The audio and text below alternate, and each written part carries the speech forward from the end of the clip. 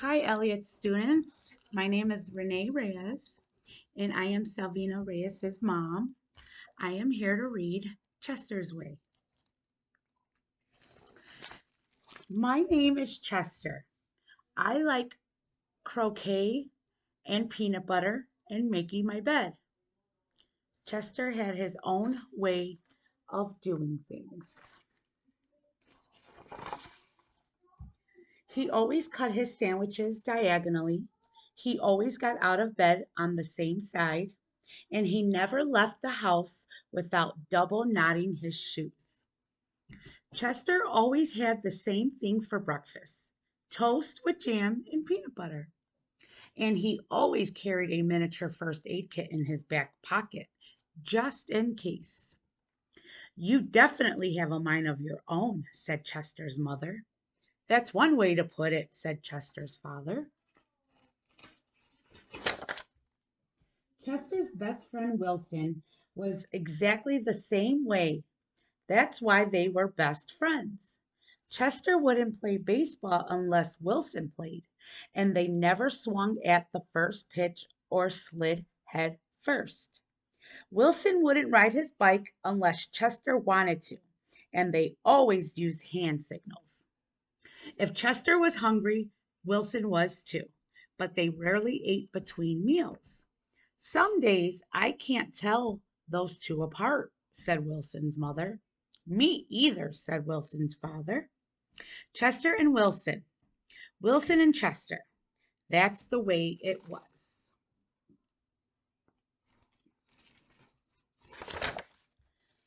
They loved to go on picnics.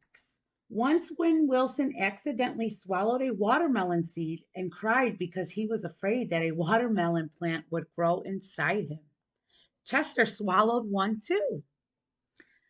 Don't worry, said Chester. Now, if you grow a watermelon plant, I'll grow one too. Chester duplicated his Christmas list every year and gave a copy to Wilson because they always wanted the same things anyway. For Halloween, they always dressed as things that went together: salt and pepper shakers, two mittens on a string, ham and eggs. They really are two peas in a pod, said Chester's mother. Looks like it, said Chester's father.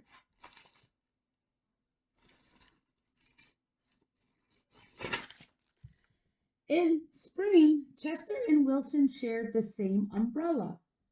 In winter, they never threw snowballs at each other. In fall, they raked leaves together. And in summer, they reminded each other to wear sunscreen so they wouldn't burn.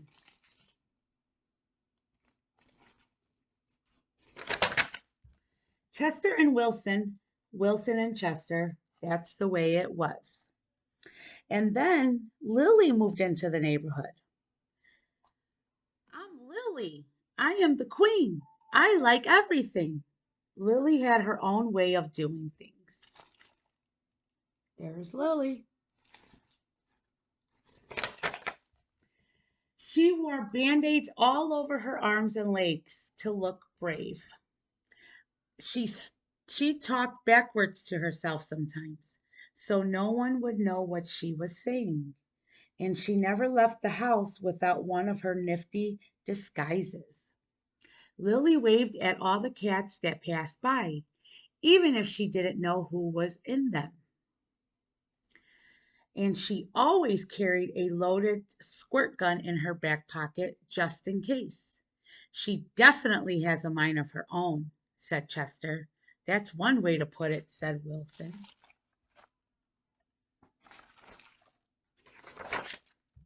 When Lily asked Chester and Wilson to play, they said they were busy. When she called them up on the phone, they disguised their voices and said they weren't home. If Lily was walking on one side of the street, Chester and Wilson crossed to the other and hid. She's something else, said Chester. Looks like it, said Wilson.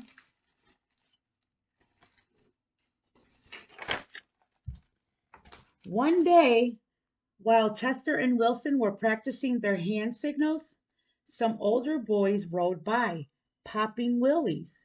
They circled Chester and Wilson and yelled personal remarks. Chester and Wilson didn't know what to do. Just when they were about to give up hope, a fierce looking cat with horrible fangs jumped out of the bushes and frightened the older boys away.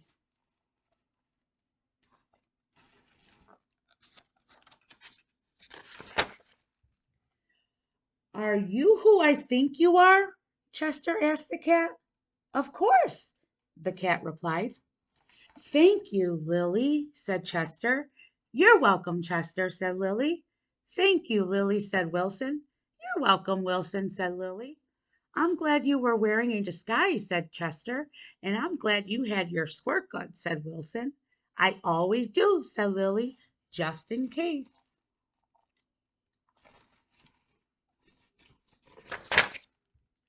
Afterward, Chester invited Lily over for lunch. You have a muscle mouse cup, said Lily. Of course, said Chester. I do too, said Lily. Same here, said Wilson. Chester and Wilson cut their sandwiches diagonal. Lily asked Chester's mother if she had cookie cutters, and she made stars and flowers and bells. That's neat, said Chester. Wow, said Wilson. That night, Lily invited Chester and Wilson to sleep over. You have a nightlight, said Chester. Of course, said Lily.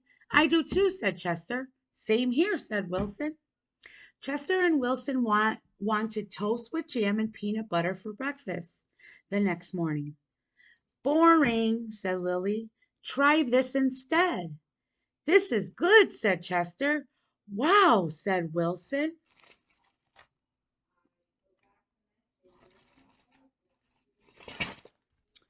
After that, when Lily asked Chester and Wilson to play, they said yes. When she called them up on the phone, they had pleasant conversations. And if Lily was walking on one side of the street, Chester and Wilson waved and ran to catch up with her. Chester and Wilson taught Lily hand signals, and she taught them how to pop willies. Lily taught Chester and Wilson how to talk backwards, and they taught her how to double knot her shoes. They're becoming friends.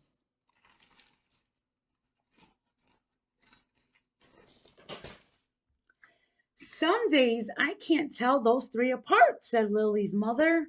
Me either, said Lily's father. Chester and Wilson and Lily, Lily and Wilson and Chester. That's the way it was. For Halloween, they dressed as the three blind mice.